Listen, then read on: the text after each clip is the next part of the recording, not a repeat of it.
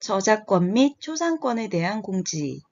이 영상은 2021학년도 1학년 국어비 원격 수업을 위해 제작한 저작물로 학생 여러분들은 저작권, 초상권 등을 침해하지 않도록 주의하여 주시기 바랍니다. 1학년 2학기 국어비 두 번째 시간 중단원 2 상황에 맞는 어휘와 표현. 지난 시간엔 고유어, 한자어, 외래어가 무엇인가에 대해서 공부해 봤는데요. 오늘은 지역적 요인에 따른 어휘의 양상을 탐구해 보도록 하겠습니다. 이 단원의 학습 목표 기억하고 있나요? 어휘의 체계와 양상을 탐구하고 활용할 수 있다. 지난 시간에 어휘의 체계를 배웠다면 오늘은 어휘의 양상, 그것도 지역적 요인에 따른 어휘의 양상을 탐구해 보도록 할게요. 복습부터 하고 넘어갈게요. 지난 시간에 어휘의 체계, 어디에서 유래된 말이냐에 따라 고유어, 한자어, 외래어로 나누어 볼 수 있다라고 했는데 각각의 의미를 다시 한번 짚고 넘어가겠습니다. 자, 첫 번째, 순수한 우리말을 뭐라고 부르죠?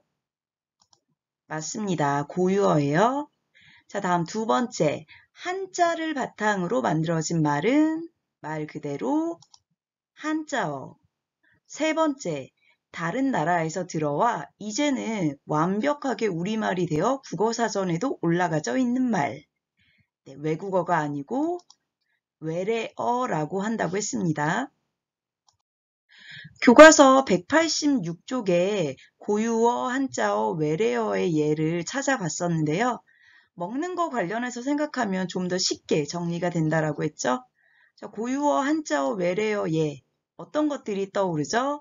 네, 고유어는 먼 옛날 조상님들 때부터 우리네 밥상에 일상적으로 올라왔던 밥, 국, 김치, 떡, 찌개 이런 것들이 순 우리말 고유어예요. 자, 다음 한자어는 그 말 안에 의미가 담겨 있는 차가운 면, 냉면, 그리고 뭐 콩으로 만든 두부, 여러분들이 좋아하는 과자까지 자, 이런 말들이 한자어다라고 정리를 했고요. 자, 마지막 외래어로는 외국에서 들어온 음식들에 붙은 이름이 바로 외래어라고 했죠. 피자, 햄버거, 스파게티, 아이스크림, 초콜릿, 빵 등. 네, 이렇게 예시와 함께 연결해서 각각의 어휘의 특성을 정리해보면 쉽게 체계적으로 정리가 됩니다. 그리고 여기에 더해서 고유어, 한자어, 외래어 순수하게 하나의 특성만 가진 단어들도 있겠지만 섞여 있는 단어도 있다고 했죠. 이른바 혼합어라고 해서 현미밥의 현미는 한자어, 밥은 고유어, 식빵의 식은 한자어, 빵은 외래어.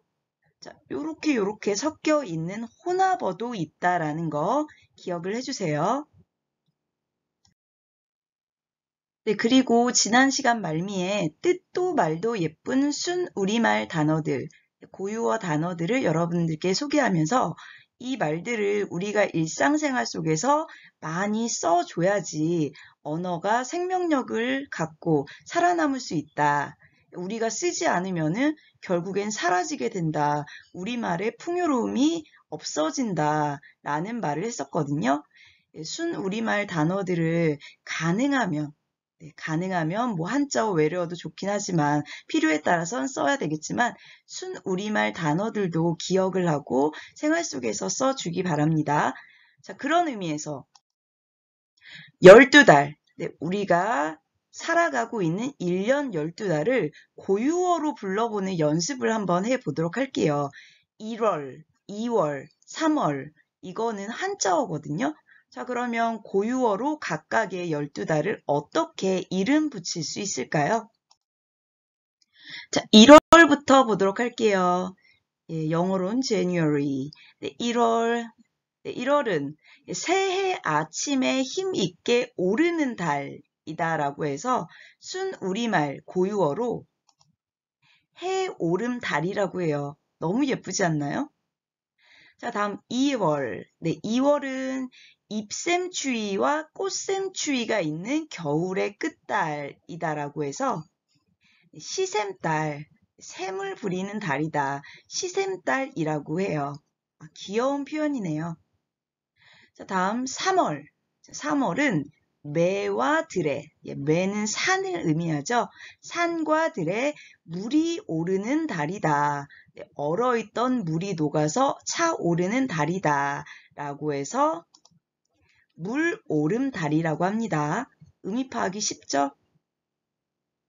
자, 다음 4월은 물 오른 나무들이 저마다 잎을 돋우는 달이다. 라고 해서 잎새달이라고 해요. 5월은 마음이 푸른 모든 이들의 달이다 라고 해서 가정의 달이기도 하고 모든 이들이 행복을 느끼는 달이죠. 5월은 푸른 달이라고 해요. 자, 6월은 온 누리에 생명의 소리가 가득 차 넘치는 달이다 라고 해서 누리달이라고 합니다. 누리는 세상을 나타내는 우리말 고유어 표현이죠. 자, 다음 7월은 견우와 직녀가 만난 아름다운 달이니까 무슨 달이라고 할까요? 말 그대로 견우직녀달이라고 해요. 7월 7석 견우직녀달. 자, 다음 8월은 하늘에서 해가, 땅 위에서 가슴이 타는 정열의 달이라고 해서 타오름 달이라고 해요. 자, 다음 9월은 가지마다 열매 맺는 달, 열매달이라고 합니다. 10월은 박달매의 아침의 나라가 열린 달이라고 해서 하늘 연 달이라고 해요. 10월 3일 개천절이 있기도 하죠. 하늘이 열린 우리나라의 역사가 시작된 그런 달이기도 하죠. 자, 11월은 가을에서 겨울로 치닫는 달이다. 미틈달이라고 하고요. 12월은 마음을 가다듬는 한 해의 끄트머리 달. 자, 어떻게 이름을 붙이면 좋을까요? 어떤 일의 마무리 잘 지어야지, 매듭을 잘 지어야지 매듭달이라고 해요. 자, 여러분의 생일은 언제인가요? 몇 월 달에 태어났나요? 본인이 태어난 달의 이름을 고유어로 기억해 두는 것도 좋을 것 같아요. 자, 이런 것들을 알아두고 생활 속에서 써간다면 우리의 고유어가 계속해서 살아남고 우리의 언어, 우리말이 좀 더 풍성해질 수 있겠죠. 복습은 여기까지고요. 이제부터 오늘의 새로운 진도 나가볼게요. 교과서 꺼내주세요. 필기 잘 해야 됩니다. 검사해요. 교과서 188쪽, 189쪽을 펼쳐주세요. 오늘은 지역 방언, 쉽게 말하면 사투리와 관련된 내용을 공부해 볼 거거든요. 사투리 실력 여러분 어떤가요? 선생님은 미리 얘기하지만 서울에서 태어나고 서울에서 계속 살아왔기 때문에 사투리 실력이 그닥 각각의 지역 방언을 그렇게 능숙하게 사용하지는 못하는데요. 네이버 지식백과를 찾아봤어요. 각 지방별 방언은 어떻게 다른가? 아주머니 안녕하셨어요? 라는 표준어를 제주도에서는 뭐라고 얘기한대요? 아주망 안녕하셨을까? 라고 얘기한대요. 나무에 무엇이 달렸습니까? 라는 표준어를 함경도에서는요. 난게 무식이 달렸음매? 라고 말한대요.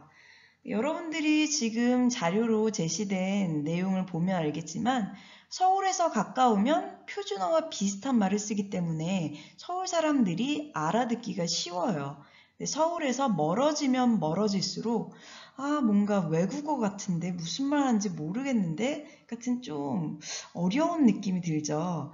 멀어지면 멀어질수록 언어에서도 사투리에서도 많은 차이가 나는구나 라는 것을 알 수 있습니다. 자, 여기서 사투리 퀴즈. 본격적인 오늘의 내용 들어가기 전에 여러분들의 사투리 실력, 갱상도 사투리 실력을 알아보도록 할게요. 경상도에서 가가. 자, 이 5글자의 가 어떤 뜻을 지니고 있을까요? 사실 정답이 하나가 아닙니다. 어떻게 띄어 읽느냐에 따라 또 의문형이냐 명령형이냐에 따라 다른 의미를 지니고 있거든요. 네, 첫 번째 줄 가가. 네, 이 말은 그 아이 성이 가시냐? 라는 의미예요. 자, 다음 두 번째 가가. 네, 뜻이 성이 가신 사람이 그 사람이냐? 라는 의미. 비슷한 듯 다른 의미죠. 다음 세 번째 가가. 네, 어색하죠. 선생님 사투리 실력이 별로예요. 예, 이 말의 의미는 그 사람이 그 사람이냐? 라는 의미. 마지막 네 번째 가가. 네, 그리로 가서 가져가라 라는 의미래요. 사실 이거 말고도 더 많은 뜻을 지니고 있다고 하거든요. 사투리의 세계 굉장히 심오합니다. 오늘 같이 공부해 보면서 지역 방언, 사투리가 어떤 특징을 지니고 있는지 정리해 보도록 해요. 교과서 188쪽 볼게요.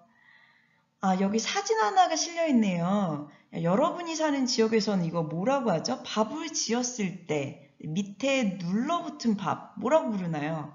네, 우리 서울에서는 누룽지라고 합니다. 근데 지역마다 부르는 이름이 다르대요. 전라도에서는요, 깜밥, 충청도에서는요, 강게, 함경도에서는요, 가메티라고 한대요. 자, 옆에 적혀 있는 내용 같이 보면 이렇게 외국어 아니에요. 이거 우리말이에요. 같은 한 언어, 한국말에서도 사용 지역 또는 사회 계층에 따라 서로 다른 분화된 말의 체계를 갖고 있는데 이것을 방언이라고 한다. 네, 오늘은 방언 중에서도 지역에 따라 분화된 말의 체계, 지역 방언을 알아보도록 할 거예요. 지역 방언의 특징은 여기 이 대화에서도 설명하고 있는데요. 지역에 따라 서로 다른 말을 쓰니까 재밌긴 한데 서울 사람이 다른 지역에 가면 말귀를 못 알아듣는 그런 사태가 발생하곤 한다. 다른 지역 사람들은 그 말을 못 알아들을 수도 있다라는 게 지역 방언의 특성입니다. 옆에 페이지 189쪽에 문제부터 풀게요. 동그라미 1번. 네, 가의 누룽지같이 여러 가지 지역 방언을 갖고 있는 또 다른 단어들을 찾아보자. 어떤 말이 있을까? 네, 대표적으로 부추. 네, 우리가 부추전 부쳐 먹는 그 부추 지역에 따라 다르게 부르거든요. 어떤 지역에서는 솔, 어떤 지역에서는 정구지, 또 다른 지역에서는 소풀이라고 부른대요. 여기도 왜 경상이라고 다 써있나요? 라고 묻는 학생이 있을지 모르겠는데 경상도에서도 지역에 따라 서로 다른 호칭으로 부른다라고 하거든요. 네, 그래서 경상이 겹쳐 써져 있습니다. 어머니라는 표준어도 지역에 따라 어무이, 어메 다르게 부르는 거 드라마에서 봐서 알고 있죠? 다음 동그라미 2번 가를 참고하여 표준어와 지역방언의 개념을 정리해보자. 자, 먼저 표준어부터 정리해보면 표준어는 한 나라에서 공용어로 쓰는 규범으로서의 언어예요. 기본 규칙이 되는 언어. 우리나라에서는 표준어의 정의를 교양 있는 사람들이 두루 쓰는 현대 서울말이라고 정해놨죠. 반면에 지역방언은 한 언어에서, 외국어 아닙니다. 한 언어에서 지역에 따라 달라져서 형성된 각 지방의 말을 지역방언이라고 한다. 사투리라고 한다. 다시 188쪽으로 돌아와서 아래 나의 상황 장면을 보도록 할게요. 노래자랑 무대에서 사회자와 참가자가 대화를 나누고 있네요. 사회자가 얘기해요. 전국에 계신 시청자 여러분 안녕하십니까? 오늘도 노래자랑과 함께해 주셔서 감사합니다. 먼저 첫 번째 참가자를 모시겠습니다. 어머니 이쪽으로 오세요. 그런데 왜 이리 땀을 흘리시나요? 긴장되십니까? 지금 사회자, 표준어를 쓰고 있나요? 지역 방언을 쓰고 있나요? 네, 맞습니다. 표준어를 사용하며 무대를 열고 있죠. 자, 참가자가 대답을 해요. 하무에 억수로 긴장됩니다. 네, 경상도 사투리를 쓰고 있네요. 자, 그러자 사회자가 돌변해요.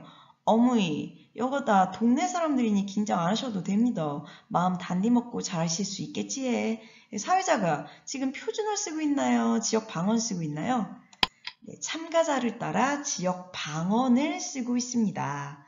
자, 사회자는 왜 표준어를 썼다, 지역 방언을 썼다, 왔다 갔다 했을까요? 189쪽의 동그라미 3번 문제를 풀어보면 그 의문이 해결됩니다. 나에서 사회자가 표준어와 지역방언을 사용한 이유를 파악해보자. 자, 먼저 처음 시작에 시청자들에게 표준어로 말한 이유는 뭘까요? 자, 그 이유는 시청자들이 그 지역 사람들로 한정되나요? 아니죠. 전국의 많은 시청자들이 동시에 이 프로그램을 보고 있겠죠. 그러니까 공식적인 자리에서 전국의 많은 사람들이 이 프로그램을 보고 있기 때문에 모든 시청자가 잘 알아듣도록 하려고 표준어를 쓰며 무대를 시작했다. 자, 그렇다면 참가자의 말을 듣고 사회자가 돌변해서 참가자에게 지역방언으로 말한 이유는 뭘까요? 네, 참가자가 오돌오돌 떨고 있었어요. 그러니까 그만 떨라고, 긴장을 하지 말라고, 저도 이 지역 사투리를 쓰는 친근한 사람이다 라는 걸 알려주기 위해 의도적으로 일부러 지역 방언을 말한 거죠. 자, 동그라미 4번 문제, 가와 나를 바탕으로 지역 방언을 사용하여 얻을 수 있는 효과를 생각해 보면, 지역 방언 사용하면 금방 얘기했다시피 내 편이다, 우리 지역 사람이다, 친구다, 이런 동질감을 느낄 수가 있어요. 그리고 딱딱한 느낌이 아니고 사무적인 느낌이 아니고 뭔가 향토적이고 친근한 느낌을 줄 수가 있겠죠. 자, 오늘 내용 여기까지입니다. 189쪽 밑바닥에 올빼미 박사 정리 내용 함께 줄쳐볼게요. 자, 지역방언과 표준어 각각의 특징 정리해보면, 표준어는 한 나라에서 공용어로 쓰도록 규범으로 정한 언어다. 반면 지역방언은 한 언어에서 지역에 따라 달라져서 형성된 각 지방의 말이다. 네, 그래서 지역방언을 쓰면 못 알아듣는 타 지역 사람들이 생길 수도 있다라는 거 기억해주고 마무리해 봅시다. 수고하셨습니다. 오늘 내용 여기까지고요. 질문에 답변해야 출석 인정되는 거 잊지 말고, 미루지 말고 바로바로 출석 체크해 주세요. 그럼 다음 시간에 또 만나요. 안녕.